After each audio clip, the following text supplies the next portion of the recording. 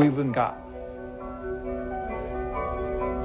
I believe there's some explanation for this universe, which you might call God. I was always kind of like a crazy kid, I suppose.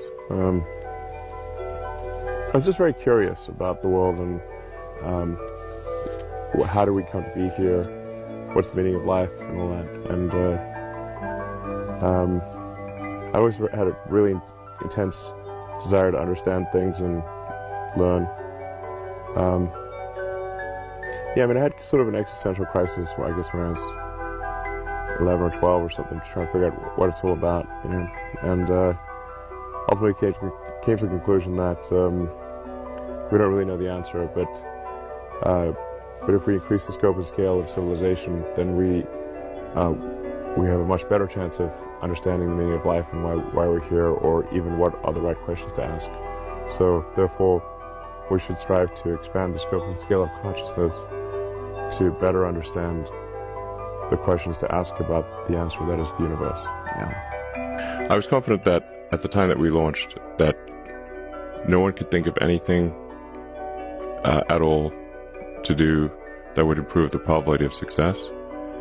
And we racked our brains to think of any possible way to improve the probability of success, and we could not think of anything more, and nor could NASA, and so then that's just the best that we could do. So then we went ahead and launched. Now, I'm not a religious person, but I nonetheless got on my knees and prayed for that mission.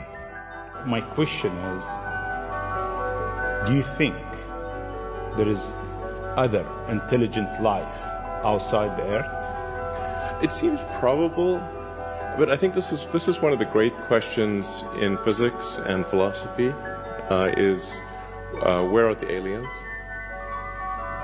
Maybe they're among us, I don't know. Some people think I'm an alien. Not true. Not true.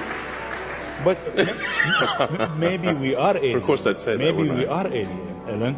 I mean, if you look at this part of the world, Yeah.